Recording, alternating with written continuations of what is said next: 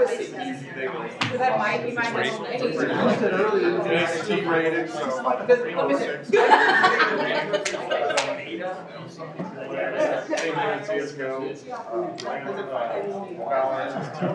didn't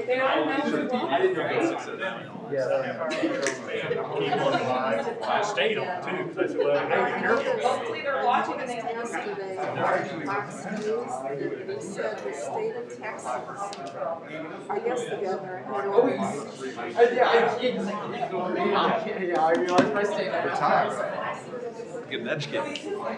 You know, anytime you want to learn something. I learned a lot in just this short period of time.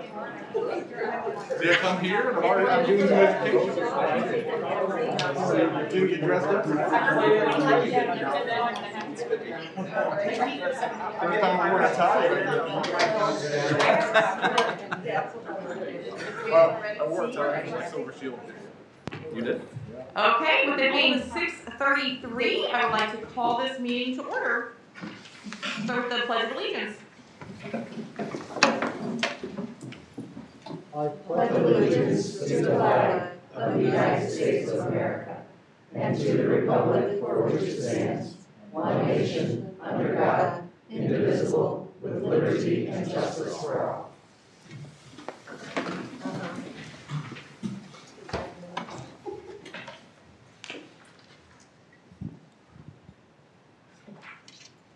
Okay, we will start with special recognitions, and I'll throw this over to Ms. Jen Jules. All right, thank you, Ms. Lang. Tonight we are recognizing the Francis House Central Esports team for winning the state championship last month. Esports,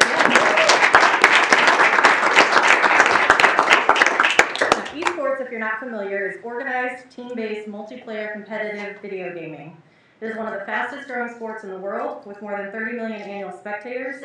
And in 2018, more people watched the League of Legends World Championship, which by the way is an esports competition, than the NCAA Final Four and the Super Bowl. The sport has caught the attention of major companies and celebrities, including Michael Jordan, MasterCard, Coca-Cola, and Amazon, all who've invested millions in sponsorship deals and acquisitions to take advantage of the billion-dollar esports industry. It's also important to note that esports is not just gaming. The sport helps students acquire critical communication, collaboration, and problem-solving skills needed to thrive in work and in life, and prepare students for careers as strategists, organizers, content creators, and entrepreneurs. And for many, it's a path to college. Missouri colleges award more than $15 million annually in scholarships to esports athletes. Now I'll talk a little bit about the team. Francis House Central Esports team was founded in 2019. The group competes in various tournaments throughout the year and has teams for the most popular esports, including Overwatch, League of Legends, Rainbow Six, Valorant, and Smash Brothers Ultimate. Undefeated all season, Francis House Central clinched the state Overwatch Championship, which is a game in which 2 teams of 6 players face off to complete objectives, and will be competing in the national championship this weekend. Described in the St. Louis Post-Dispatch as the program everyone wants to emulate, please join me in congratulating your Missouri Esports State champions from Francis House Central.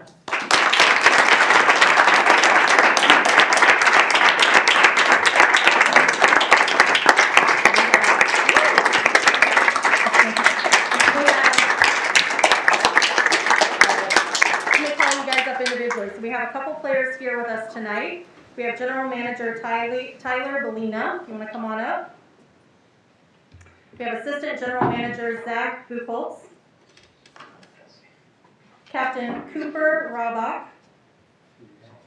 And their coach, Mr. Chris Miller.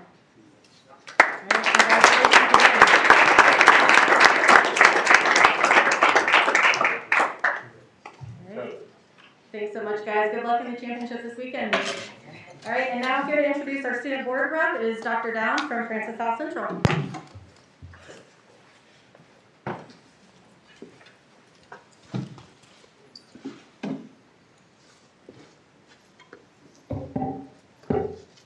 Well, good evening. Dr. Arnell, Francis House Central's building principal, regrets that he can't be here tonight. However, I'm thrilled that he's not, because I get a chance to introduce one of our outstanding students at Francis House Central, Sophie Delaney, as the Board of Education student representative. I'd like to begin by asking Sophie's parents, Mark and Amy Delaney, to please stand up. Let's go ahead and give them a round of applause for raising such a tremendous young lady. They've truly done an exemplary job. We'd like to thank you for trusting the staff of France South Central to educate Sophie. It's been an honor and a privilege to be a part of her journey.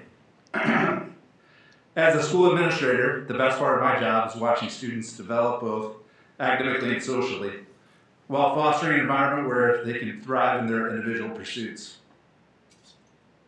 Over the course of her tenure at FHSD, Sophie has pursued excellence through her work, her behavior, and her character. Sophie's accomplishments have been nothing short of impressive. Academically, she's amassed a 4.4 GPA while taking rigorous coursework, including but not limited to AP French, AP English Literature, and AP Government. In tandem with her demanding school schedule, Sophie is involved in many activities throughout the school, including NHS, Athletic Leadership Council, Principals Council, FHC High School Democrats of America, and newspaper. Additionally, Sophie is currently president of the Principals Council, an organization which provides student voice and perspective to our head principal, Dr. Arnell. Sophie uses her voice and her established relationships to represent our student body's perspective, and she does so with considerable accuracy, decency, and intelligence. She represents her peers well and takes the stewardship of being their ambassador with the utmost respect. I'd be remiss not to add that Sophie has been awarded some well-deserved accolades. A highlight of those accomplishments include Honor Roll, Ultimate Spartan Award, 2017-18 high school basketball season Varsity Teammate of the Year, Principal Council. Finally, as a student athlete, Sophie has been a member of the varsity basketball team for the last 4 years. And while that would keep most students quite busy, Sophie has modeled the importance of giving back by also coaching the junior Spartans for the last 3 years. Upon graduation, Sophie plans to attend Grinnell College, where she will pursue dual degrees in both French and political science. She will continue playing basketball at Grinnell, and eventually she has set her sights on moving to a larger city, obtaining a master's degree in international journalism, and becoming an international political journalist. However, she will settle for working within an embassy in France. To that I say, bonne chance, Sophie. Please join me in welcoming Sophie Delaney.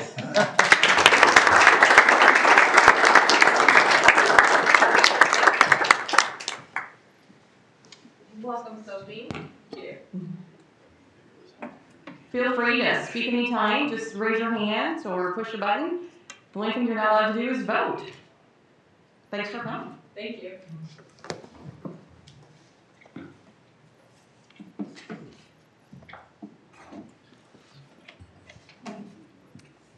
During patron comments, patrons are invited to address the Board of Education.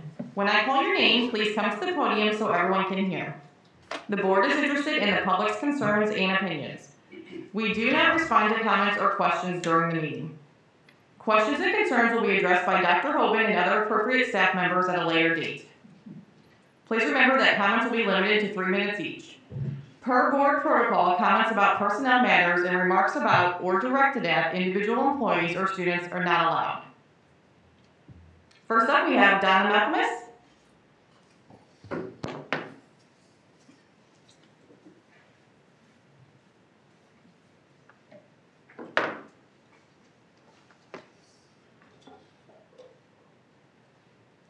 Thank you.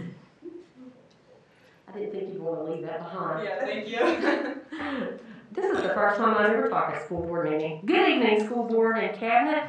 My name is Donna Malcolmus, and I've been a teacher in the Francis Howell School District for 35 years. This is my 36th year. And I've been teaching at Francis Howell North. I taught 4 years at Francis Howell High School first. I am here tonight to state how unfair it is for the current students that are in high school to be told that some of their classes will not be able to be held next year because of the maximum number of 28 students that have to sign up for the class. The parents of these students are currently paying for an education now that hopefully will get them into an outstanding college. How do you explain to the current students that we have now that their parents' taxpayers' money is just going to be held in the bank to educate children later on down the road? How do you explain that? high school students want to take as many advanced placement classes as possible in order to be competitive with their peers in other districts. How do you explain to our current high school students that some of the advanced placement classes aren't going to be held because that number of 28 just didn't make the class? You have to have 28 students to have that class. How fair is it to those students who want to be competitive? How fair is it? How fair is it to also force students into classes of 32 students or more? I was asked earlier, before all the snow hit, how I felt about having 32 students in my chemistry class. Well, not safe. How do you feel safe when you've got 32 kids using a Bunsen burner, or 32 kids trying to use hydrochloric acid? Yep, not safe. So do I make the decision for next year not to have any science labs because it's just not safe with that number of students in my class? How fair is that? Why is it every single time in the Francis Hill School District, it's always the students and the teachers that always bear the brunt of the financial situation? Every single time. In all 35 years, it's always been that way. When will we ever come up with a better plan that doesn't affect students so drastically? When? When is that going to happen? I'd like you to think about all the people that get affected by that. I am Donna Malcolmus, and I am the FHEA, and I want some better answers for my tax dollars. Thank you.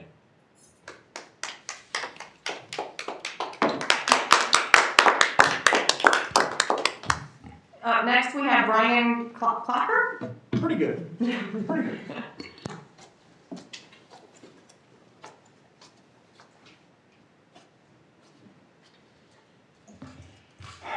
Good evening. Thank you for the opportunity to address the board. First, I'm a district resident and more directly a father of 2 students in the district.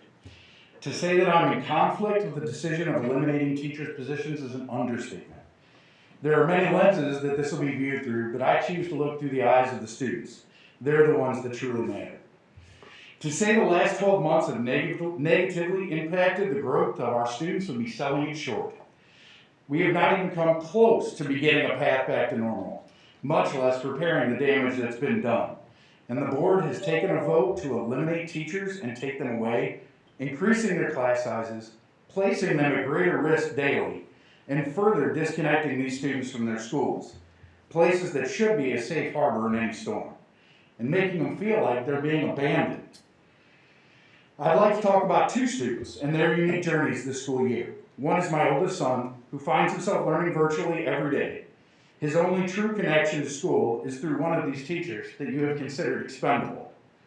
This teacher has gone above and beyond expectations to ensure that every student's connection is strong. Their belief in the excellence of their school is unwavering. He is an inspiration and a motivation to strive and achieve personal bests each and every day. The second student I consider to be a son by choice. He has chosen to take his classes in person this year and has been quarantined 7 times, 4 of which have happened since we came back to school in 2021. How this board is considering placing students at greater risk by increasing class sizes is beyond me. With approximately 20% of the students still electing to remain virtual, I ask myself, what happens next year when they return to classrooms that are even more full? I've spent time considering what the board and district staff had to say last week, and it leaves me with a couple questions. When researching the ESSER funds, the purpose of these funds is to, quote, address the impact of COVID-19 and what the effect it continues to have. After speaking to state reps and DESE officials, I found out it was never intended for any of the funds to be placed in reserved or holding accounts. That is a direct quote from DESE. Why we are only spending half to meet the staffing needs of the district this year. And next, I don't understand that. In addition, I understand the district has originally allocated $6 million of general funds to be separated into capital expenditures. Now that number has since been reduced to $4 million through compromise, but my question is, why did that number change from the $2 million it's been in previous years? If the answer is the bus leasing, then literally by your own statement, the bus leasing money is being forwarded and will be recouped by not paying for a student. I listened closely last meeting, and I was struck how little of the comments and questions of the board and the district staff focused on the needs of the students. We are not just a financial institution. We should be anticipating the needs of our students when the full student body returns. Thank you, your time is up.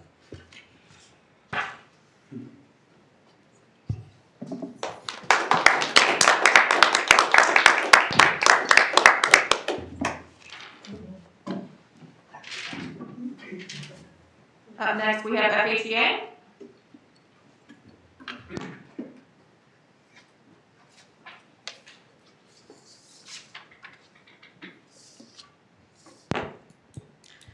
Good evening. I want to start off by saying that we appreciate you giving teachers work time instead of PD right now. We also appreciate knowing we will have a snow day as early as possible. I think everybody appreciates knowing sooner rather than later, and I'm sure parents too. I think we need to understand that whether this is your intention or not, when we cut teachers and support staff, this hurts our students. Our students deserve to have a great public education. Our students will have many needs, and there will be many challenges next year. We will need to meet the needs of these students. How will we do this with less people? We are receiving $3.8 million in stimulus money, and we will likely receive more. This will help to fill some of the shortfall. This money needs to be used to educate our students. This isn't the time to make cuts. As far as some of the comments at the last board meeting, when exactly did we study the ideas that were brought forward? What collaboration have we had with FHEA, FISPA, and the community? What is our plan going forward? It can't be to continue to cut. Cuts hurt kids. We need a better plan. Thank you.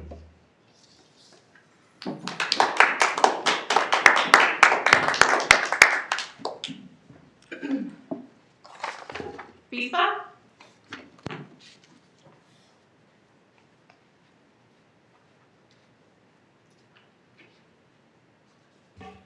Good evening, Board of Education, Dr. Hoban, Cabinet, and community members. We'd like everyone to know about the new free COVID testing that's been set up at Harvester Christian Church for the next 5 Thursdays. CARE, STL Health, and MNEA organizations have worked together to provide this for our residents. At the last board meeting, a change was made to the staffing plan that was previously presented, and some positions were saved. Was consideration given to saving the recess paras? Additional work will be put on teachers and other staff without them. It will be a huge challenge to work new schedules and add additional stress for the administrators and all the staff. If other staff needs to be pulled to cover these recesses, who will do the work they are missing? Many building administrators attend all their grade level PLCs. If all 6 grade levels need to have PLCs at the same time on Wednesday afternoons, how will the administrators attend those PLCs? We also see it being difficult on children with early release Wednesdays when parents aren't home for the early bus, or they don't get picked up from parent pickup because the parents forgot it was an early release day. These recess paras are also another avenue besides their teacher to help them learn and grow, and these relationships are irreplaceable. These cuts hurt kids. Thank you.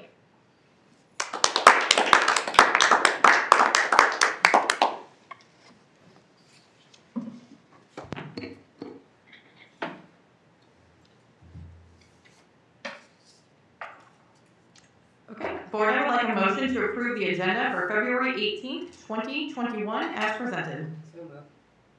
Second. All in favor? Aye. Any opposed?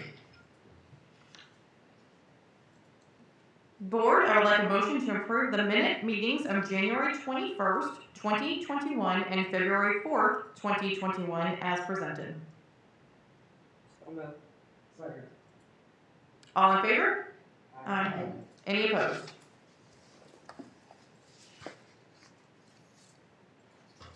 Next up, we have our MSBA board report.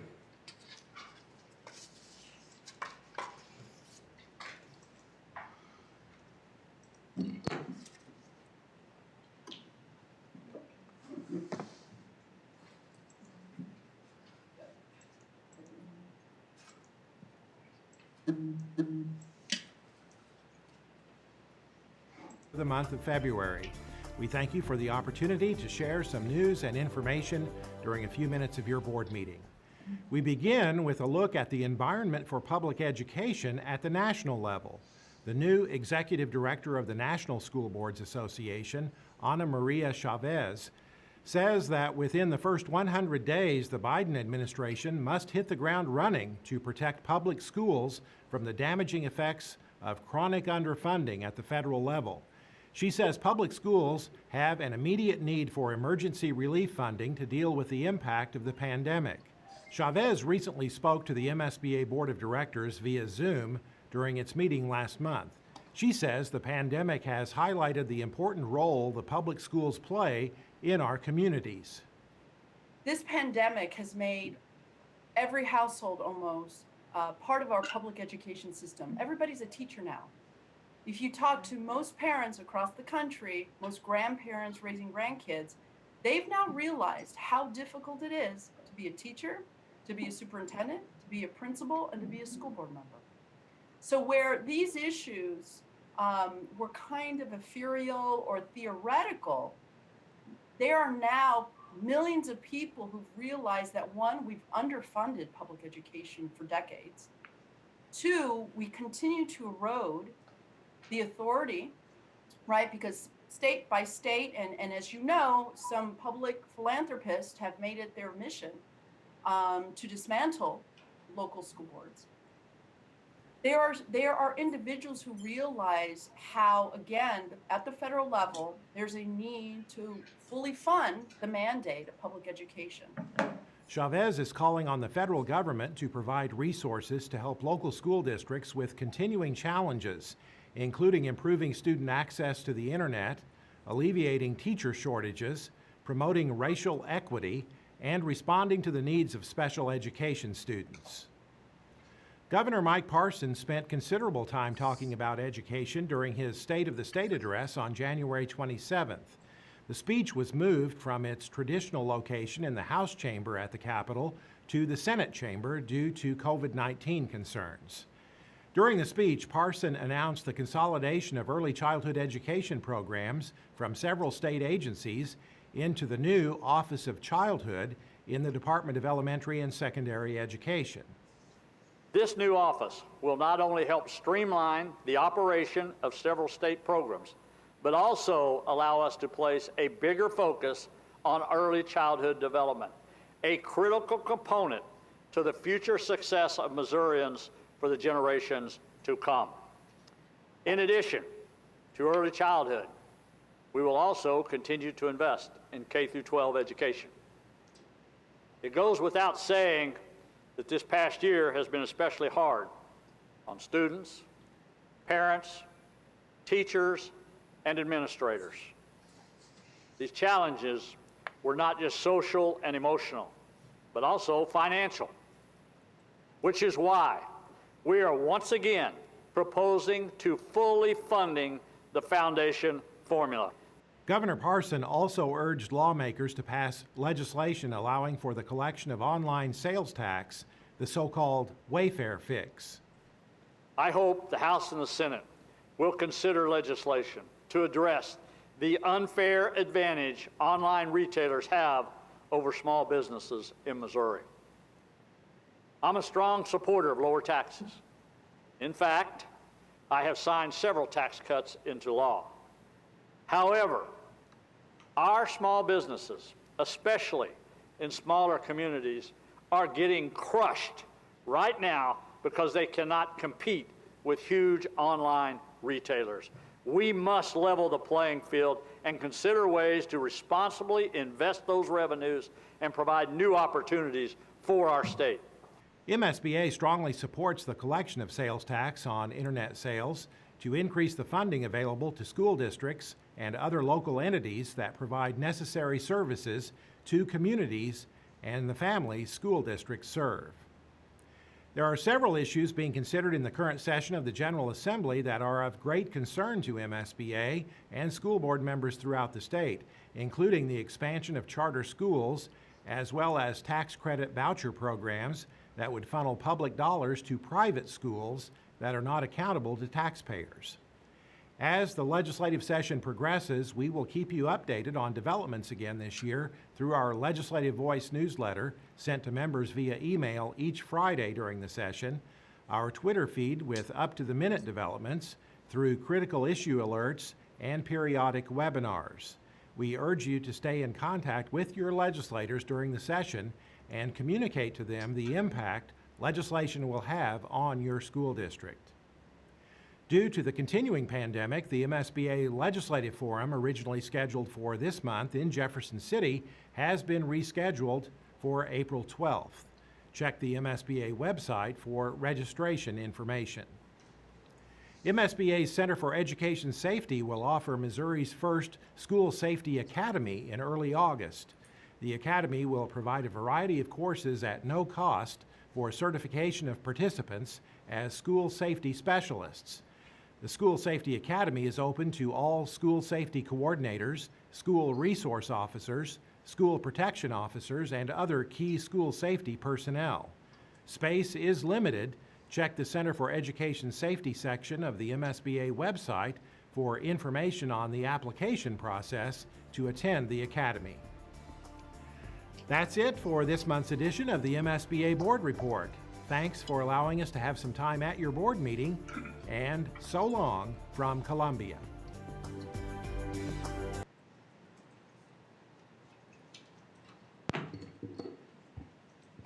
Okay. Board, I would like a motion to approve the consent agenda for February 18th, 2021 as presented. So moved. Second. All in favor? Aye. Any opposed? Board, I would like a motion to approve adding personal lifetime fitness as a summer credit advancement opportunity for grades 9 to 12 as presented. Second. Any discussion? I guess it'd just be pulled just to point out some of the things in consent just kind of just get lost in the shuffle, but I just wanted to point out this is a change to our summer school program that will benefit kids. It'll allow them more flexibility in their coursework and that, and it will also provide some cost savings. So just to reiterate the fact that we are continually reviewing all of our programs and everything to make sure that they are in the best interest of kids and to get as much cost savings as we can as we go through this. So that's why I said this be pulled just so that we could make sure that this was pointed out. Thank you. Anyone else? Okay. All in favor? Aye. Any opposed? Board, I would like a motion to approve the January 2021 financial statements as presented. So moved. Second. Mr. Suttle. Thank you.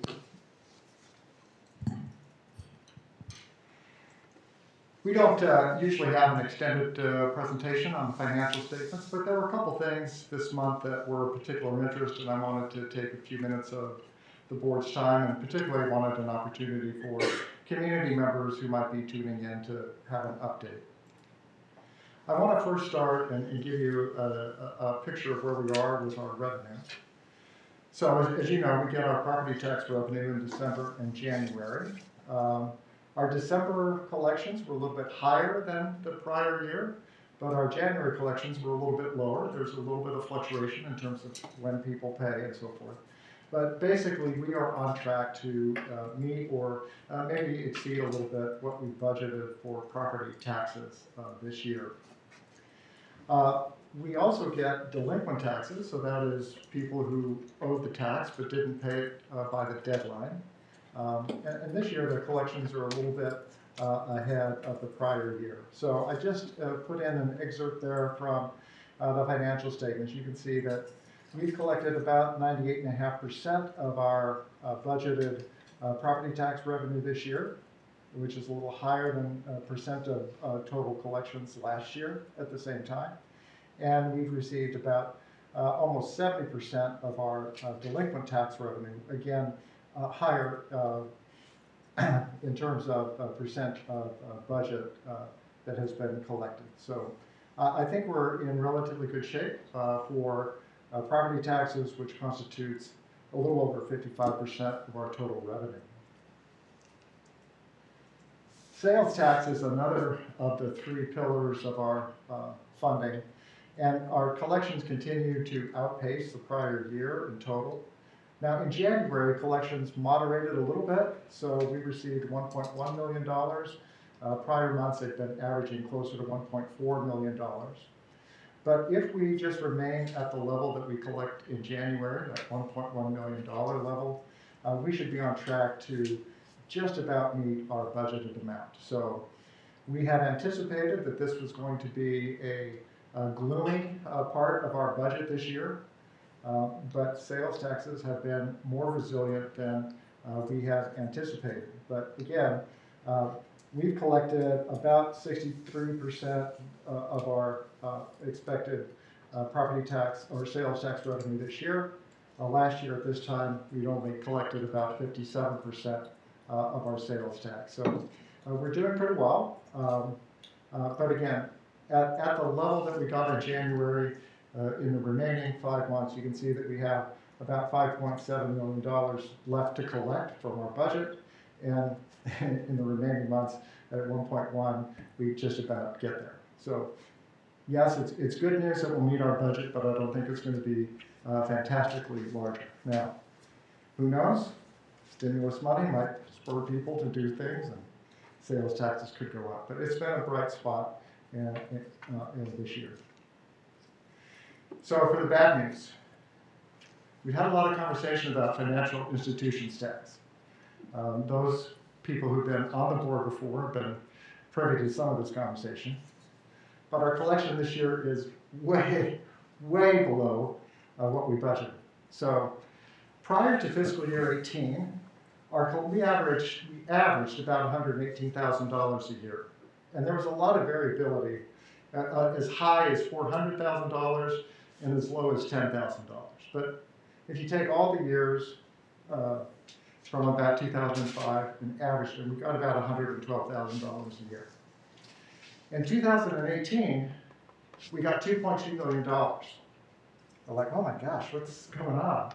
I tried to get an answer from the state, and it seemed to be shrouded in secrecy as to why we got that money. But they basically told me at the time, you shouldn't count on it. Okay. So I put for fiscal year 19, our budget was again kind of around the average. Well, we got $2.8 million. So for fiscal year 20, we did budget a larger amount, and we collected about $1.7 million. So this year, we budgeted a similar amount. We got $74,000. So we are well below budget, as you can see, and just graphically, it shows you the story there of what's happened with financial institutions tax. And so, you know, really, what is it? Why is it so complicated? Well, it's a tax that's levied on banks and trust companies and so forth. It's computed based on their earnings and their assets. But the problem is that unlike other revenue sources, like we just were talking about sales tax, we know that that's distributed to school districts based on the number of students that they have. And that the General Assembly creates a budget for sales tax. So we have an idea of what they anticipate is going to be collected, and we have a good idea of what the statewide number of pupils are, and we know how many kids we have, and we can compute how much sales tax we expect to get. Well, I don't have any idea how much banks make, and I don't have any way to get that data, and so I have no way to project accurately what we're going to get. Every year we just wait for the check to come in. This year's check was a lot smaller than I anticipated.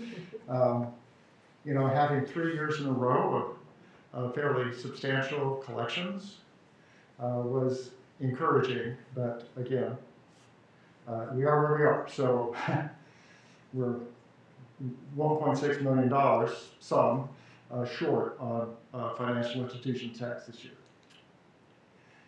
Another area where we're having some changes in our budget is with fines, forfeitures, and escheats. And so basically this is an accounting of all of the fine revenue that goes through the Office of the County Clerk.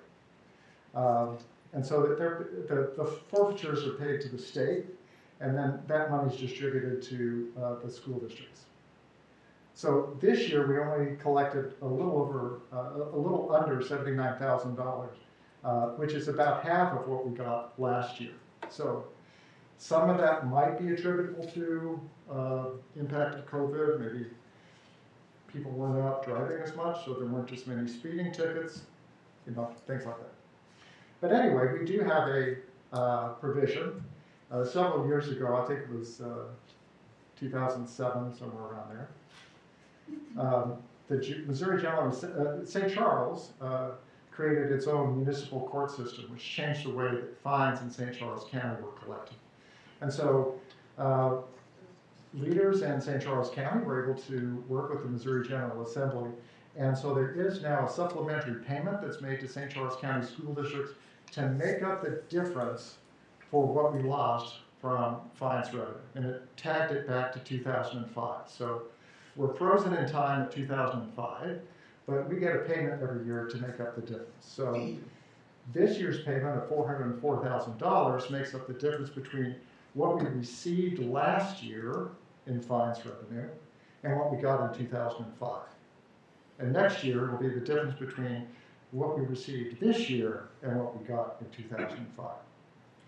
But that's now considered, because it's paid to us by the state, it's considered a state revenue source, and so it's counted in the same revenue code as our formula money. And I mention that because it'll be part of the next conversation.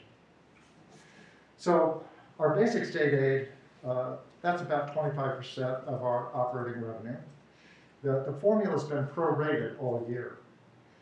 In July, it was prorated by 45% because they withheld everything that they anticipated they would have to withhold, and they did that in the month of July. Partly that was a cash flow problem on the state side. But over the months, subsequent months, the amount of proration has been reducing each month. I've been updating that in the memo. In January, it was only prorated by 7%. So we're getting closer. But when we look at the January payment, and we consider that $404,000 of that is the fines revenue, our basic state aid payment was about $100,000 lower than last year's January payment. Now, the good news is overall state revenue trends are positive. We have been reducing that proration factor each month. There is still substantial hope that we'll be fully funded this year. But remember, that's not a windfall for us because our budget was based on full funding of the formula. So full funding of the formula is what's in the budget. To the extent that that doesn't happen, that'll be a shortfall. Not full funding doesn't mean we get more money, just means we already budgeted.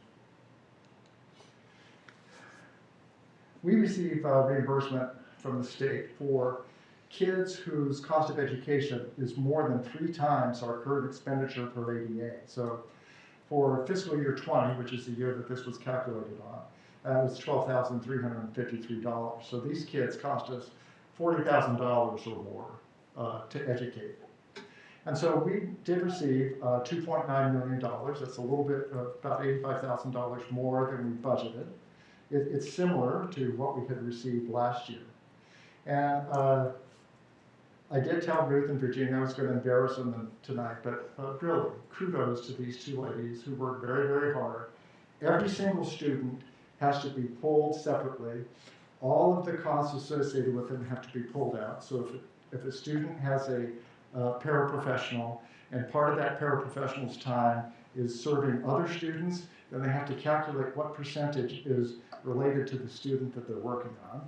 They have to take the transportation costs and take a proration of how much that bus costs and assign it to that one student. It's a lot, but they work very, very hard at that, and it's paid off. You know, we collect almost $3 million a year to help reimburse costs that we've already incurred for educating those kids. So thank you, Ruth, Scott, Virginia, Owens, you do a great job. On the federal side, our collections this year are a little bit higher. about 67% of our budget. And I put up here that the stimulus funds are a major contributor to where we are this year with federal revenue. So the CARES Act, there have been several buckets of revenue. CARES Act was that initial round of funding that came through. We received some of that money last fiscal year. The balance of our allocation was paid in this fiscal year. It's a little over $222,000. And then there's another bucket of revenue, which is the COVID relief fund. That was $1.3 million.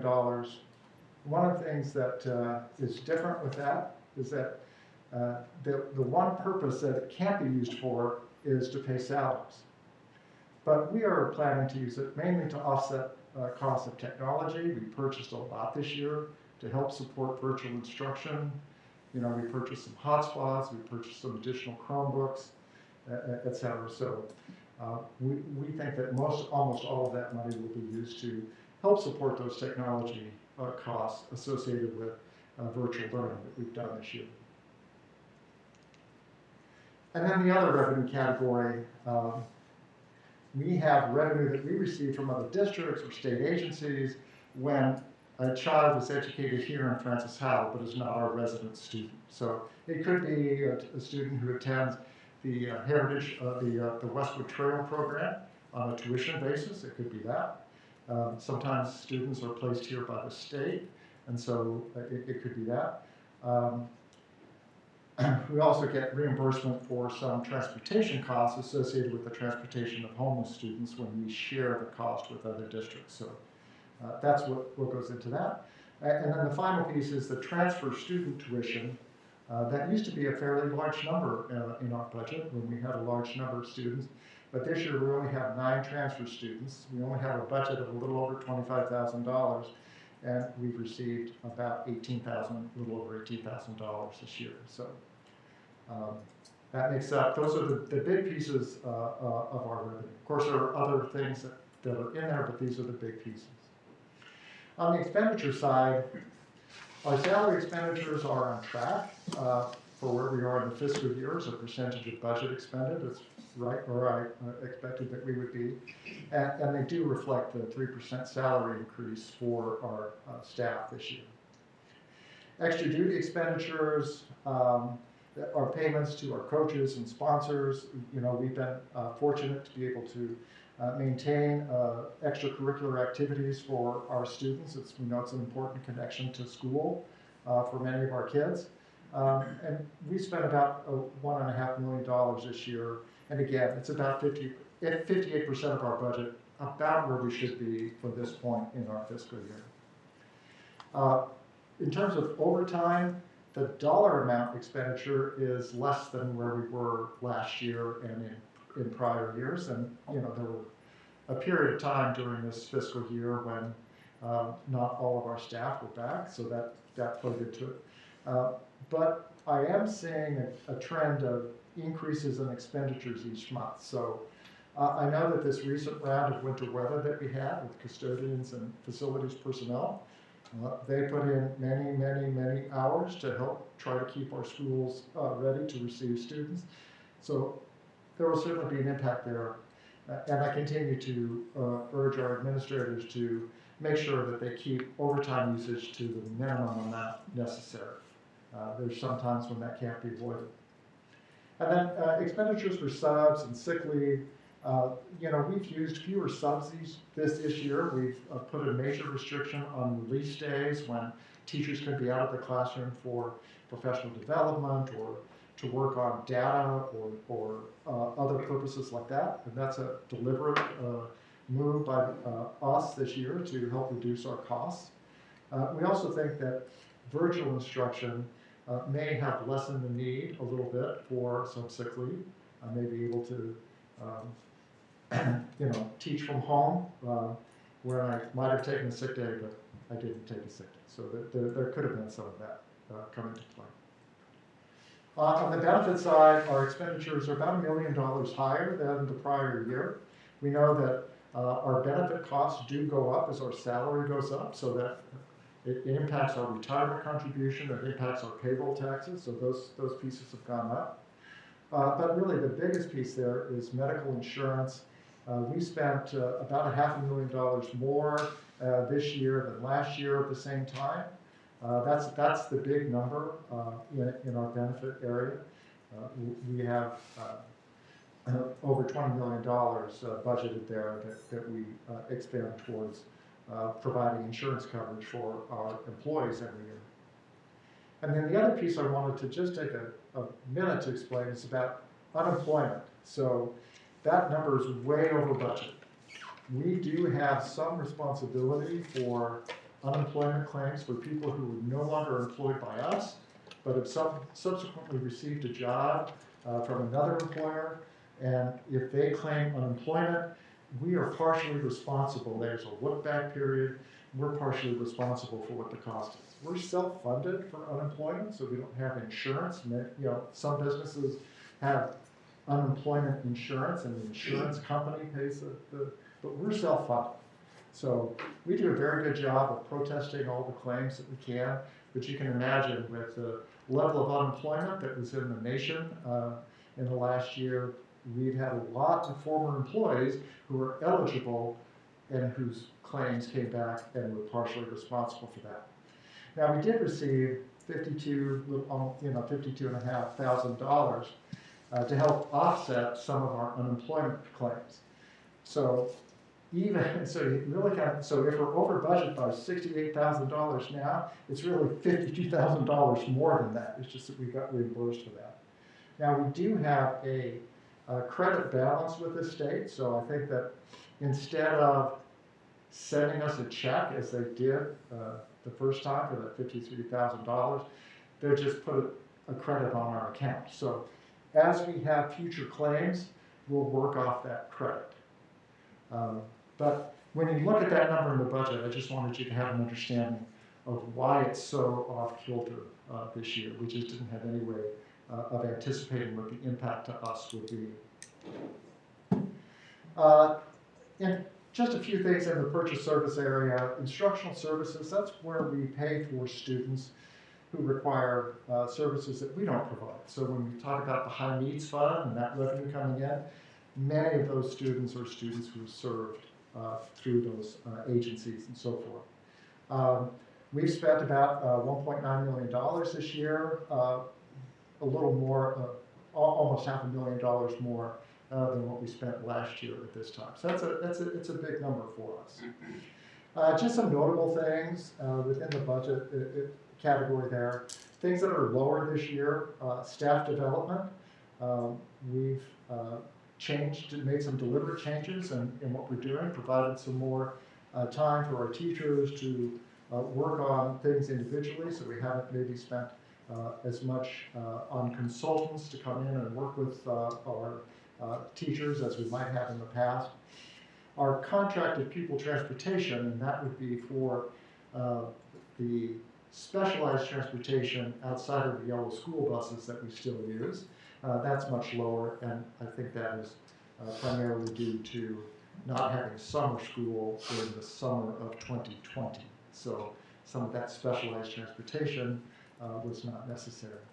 We've also made a concerted effort to reduce the costs overall for the district. So you might recall that we started first with transportation for Westwood Trail Academy, and that worked very well, and we were able to get rid of some of that contracted service. And then the board approved the hiring of some staff and the purchase of some buses so that we can now do some additional transportation for students who attend special programs outside the district who would have been in a cab previously are now in a yellow school bus driven by our employees. And so that has led to a decrease in that line item. And then, of course, travel. Many conferences now are virtual, and we have made a concerted effort not to spend money on travel in order to reduce our budget. So those are some areas where it's lower. Some places where it's higher, legal services. We've had some more expense this year. And then our property liability and workers' comp insurance is more than we've spent last year. That is driven to a large degree by the cost of our salaries. So as our salaries goes up, that goes up. It's calculated that way. And of course, workers' comp is based on our experience mod, we've had some good success, but there is some additional cost associated with that. On the supply side, generally we're on par with the prior year. Our technology supplies are much higher than last year. Some of that is likely attributable to virtual learning. Utility expenses are running a little bit lower than the prior year. If you've been following the news at all, you can see that there's been a major spike in natural gas prices. That may have, we received some, we belong to a consortium for the purchase of natural gas, but they've asked us to be as conservative as possible. The consortium is afraid that some of these spikes in prices may affect the overall cost to their member districts. And then gasoline and diesel, fuel for our buses and so forth, is lower this year. And again, we didn't have summer school in July of 2020, and so we weren't running those buses, so we didn't really have that expense. And then, we've this has been in the financial statements the last couple of months, but I just wanted to take a moment. The board authorized our issuance of up to $15 million of tax anticipation notes this year. We only had to actually issue $6.6 million. We repaid that note in December of 2020, but we did incur almost $44,000 in expenses for legal fees and interest and so forth to issue those tax anticipation notes. And so this is just a picture again from the financial statements of where we are with fund balances. It's year over year we're about the same. Last year our revenues were 156. This year they're 152, but part of that was the prior period adjustment revenue that skews last year a little bit. And you can see our expenditures are just slightly, in total, our expenditures are just slightly higher than they were last year at this time. And some of that may be related to timing in terms of when bills are paid and so forth. But, and so in terms of the difference between revenue and expense, we're about the same as where we were January of last year. And our ending fund balance overall is a little bit lower than last year, but again, last year's included that one-time transfer for the period adjustment. Now, I will say that late this afternoon, Dr. Hoven asked me to spend a little bit of time talking about the Capital Projects Fund. So I've already put this together, so much of this, everything that's preceded this has been well studied, and I feel comfortable, but I'll tell you that it did happen very late this afternoon. So Capital Projects Fund, we allocate 6 cents of our overall levy to the Capital Projects Fund. That generates about $1.7 million in revenue. So what else do we get? Well, we allocate the financial institutions tax based on our tax rate. So they'll get a slice of whatever we get. This year will be nothing, but they'll get a slice. We do receive a payment in lieu of taxes. There are some agreements that we have with entities within the district that they have been exempted from property taxes, but they make a payment to the district in lieu of taxes, and we put that money, some of that into our capital fund. And then we do earn a little bit of interest, and so that is in there. So our budgeted revenue, that's our budgeted revenue for this year, is $2.9 million. So obviously the bulk of that comes from our property tax revenue, and then the other sources make up the difference. So where do we spend that money? We have a budget every year for maintenance projects that are just ongoing upkeep of the buildings. We may have to make adjustments to a building because a student is moving from one grade level to the next and they need some special accommodations. So as they transition from elementary to middle school, we may need to make some adjustments for restrooms or stairs or something like that to accommodate students. So we have some ADA accommodations that happen every year. We repair our roofs, we fix our sidewalks, we do other building improvements. We budget a little over $2.4 million. Our bus leases are about $2.2 million is what's budgeted. And so it is true that that's an expense that used to be in our purchase services. It's just that now it appears here. So it's I think you understand how that got shifted. It's not $2.2 million more, it's just we're spending it out of a different fund. We have technology leases for existing technology. That those lease payments every year are, this year it'll be about $1.4 million. Then we budgeted for some new technology purchases. So not paying the leases on things we already have, but buying some new things. That's about $765,000. And then we have all of the furniture, fixtures, and equipment for the 23 buildings. We have leases for our copiers. We have other equipment purchases. That's about $905,000. So our expenditure budget is $7.7 million. So we get $2.9 million in revenue, and we have $7.7 million in expense. Now, the philosophy of allocating 6 cents of our levy to the Capital Projects Fund is that once you levy something into that fund, it's there. You can't transfer it out. But if I levy it in my general fund, I can only transfer what I need to make up whatever difference there is. So I could take 20 cents and levy it in the Capital Projects Fund, but if my expenditures came in below what I thought they were going to be, there'd be money sitting in the Capital Projects Fund that really wasn't able to be used in service of other things. So our decision has been to levy something in the fund, but to make up the difference by a transfer. And this just gives you an idea of what the major categories are that constitute the expenditures. So that's it.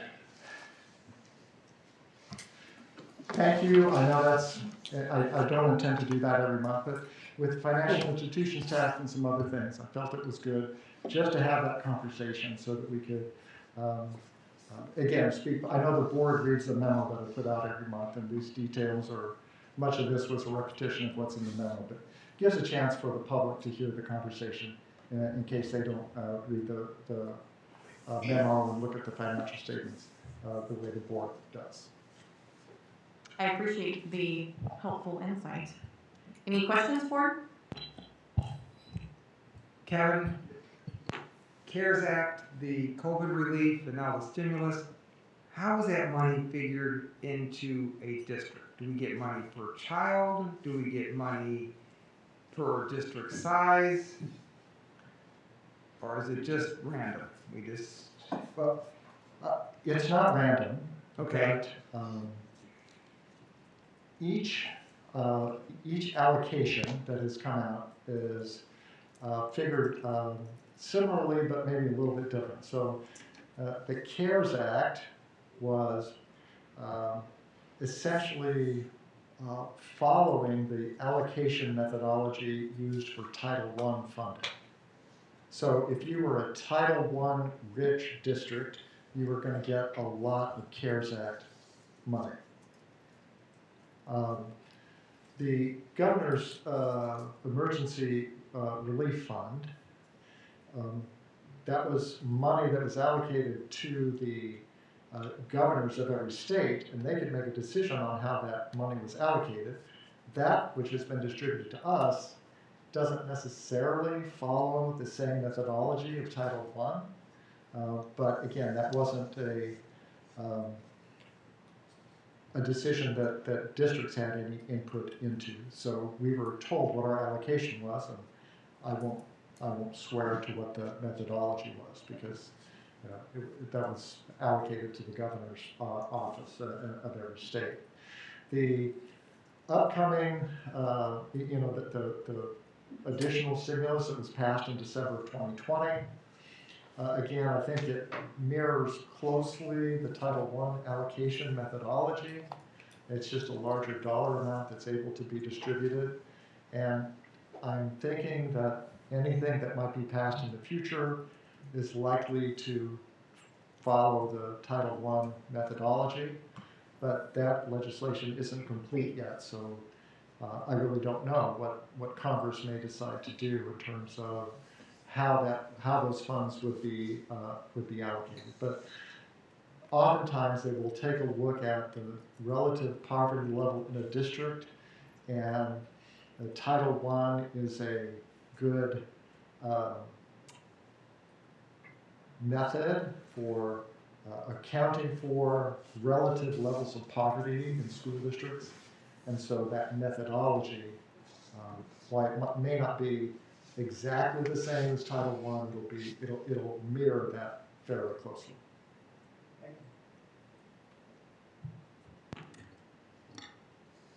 Would it be possible, Kevin, to get that presentation uploaded to Board Docs?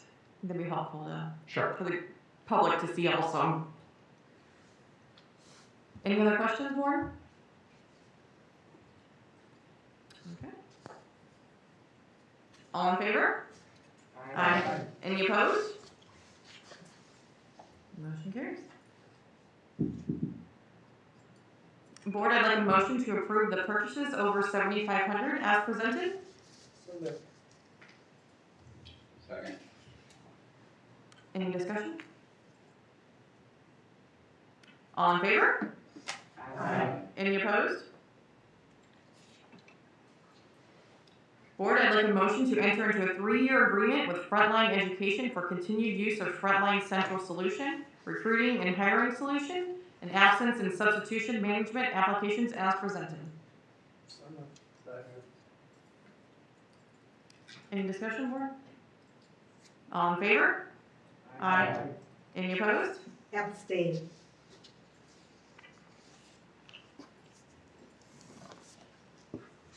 Next up, we have our policy reviews. We just their first readings, so just take a look over those. And next, we will have our inclusion and equity update by Dr. Hogan. Yes, thank you. Unfortunately, our January committee meeting, February committee meeting ended up canceled due to weather, and so what I gave an update on last time is that we're still working on our district equity audit. So the cancellation doesn't necessarily set us back. It allows us to continue working on that audit, which we will resume with our committee and the results of that at our March meeting. So that's my update on that. All right, moving on to superintendent comments. Thank you. All right, I have 2 categories of comments tonight. One is I want to talk to the board a little bit about our construction schedules and upcoming needs for board approval on some items. So we have a tight time frame to complete our construction projects, especially given that our bond issue was delayed until June last year rather than April. So that has given us a tighter time frame if we want to start school years in our new construction. So Francis Hall North, to be able to start in the fall of 2023 to start the school year in that building, as well as looking at Francis Hall Union and our ability to start in the newly purchased building with renovations. We're not estimated to close until April, so looking to start there in August will also be a tight time frame. Any delays in approvals at various stages would compromise our ability to start those school years in those locations, causing us to have to move in after school year started, which would really not be ideal. In order to stay on schedule, we may need to ask the board to schedule some brief special meetings just to approve construction-related matters. They may largely be requests for virtual meetings because often they might just be a single agenda item or 2 agenda items that will be very brief meetings. So we wouldn't necessarily need to bring everybody in just for those approvals. We would, of course, adhere to public notice guidelines, but we wanted the board and the public to hear that there might be a need for some upcoming meetings in the coming months. Really just to be able to stay on schedule. Often we might get something construction related, and if it's 3 weeks until the board meeting, that's 3 weeks that we're not able to move forward on that. So just be aware those may be coming. We will give you notice and give the public notice when those are happening, but I would expect some very brief meetings in those instances. The other comments I have is my comments, and I'm going to read you some other things that were sent to us, but this is MSBA School Board Recognition Week. And in honor of that, I want to take a moment to express my appreciation for you, our school board. This board has shown a lot of patience, commitment, and tough decision-making during this very unique and challenging year. You have shown the ability to bring each of your individual voices and beliefs forward while also functioning as one cohesive board. You have asked the right questions of us to ensure that the recommendations we put before you are sound. You have communicated well with us and with the community. You have committed ongoing learning to be the strongest board members you can be for this community. You have devoted much time, energy, and passion into an unpaid role, all to benefit our students, our staff, and our community. So on behalf of Executive Cabinet and the rest of the Francis Howell School District, I want to thank you for all that you do. I would applaud you for that. In addition, Missouri School Board Association has put out a news release, so I'm going to read that to you. Missourians benefit every day from the dedicated energies and countless hours devoted by a group of more than 3,600 men and women in every community across the state. These public servants are elected by local constituents and do not receive compensation for their tireless efforts. These men and women are the local school board members of Missouri. During the week of February 14th through 20th, communities across the state will honor the dedicated service of local boards of education during School Board Recognition Week, as proclaimed by Governor Mike Parson. The goal is to build awareness and understanding of the important function of an elected Board of Education plays in communities and schools. All Missouri citizens are asked to recognize the important contributions of these men and women and focus attention on the vital role these public officials play in the education of Missouri's children. School Board Recognition Week is sponsored by the Missouri School Boards Association, which is a private not-for-profit organization that exists to help school boards ensure all students succeed. And finally, I want to read to you a proclamation that was signed by Governor Parson.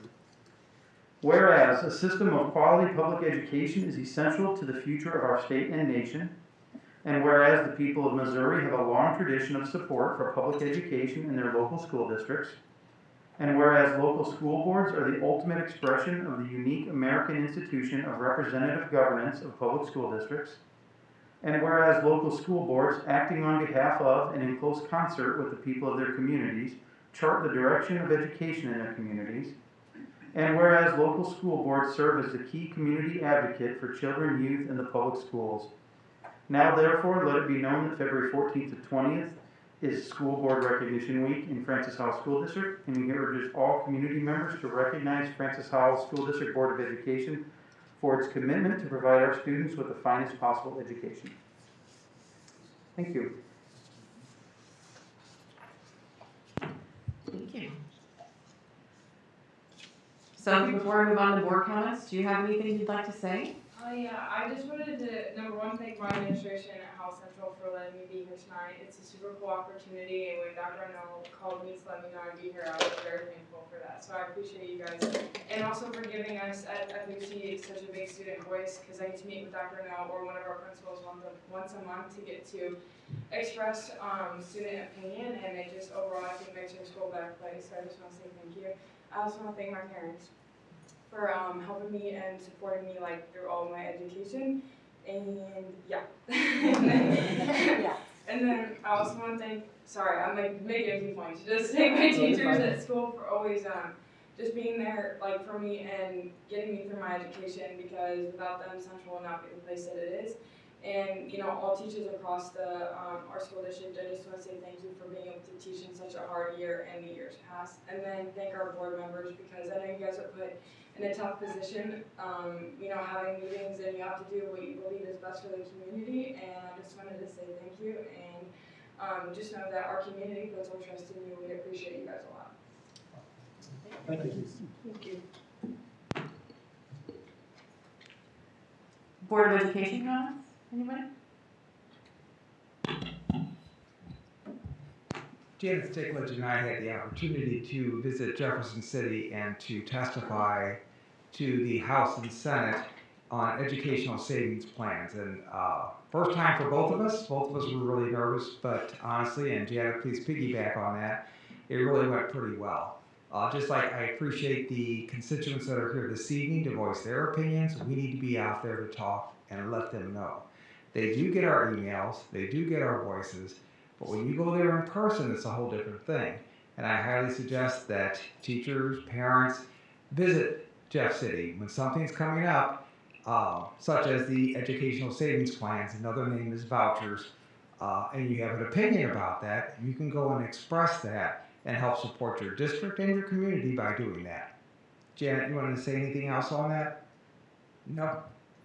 I just wanted to say that it was, as Patrick mentioned, Mr. Lane mentioned, it was very, very telling to be in that room with people and letting them know how you feel and everything. And the first thing I said to every single one of them is thank you for your service, for what you do for all of us, because sitting there and having people stare at you and you're making those decisions is not easy. And I really appreciated being in this seat and looking out. So it was a very interesting day, and I hope a good day for public education. I know that they listened to what we had to say. So. I just want to say thanks to all of our staff for having our school grounds and buildings ready for school, even when the roads in the district weren't ready for school.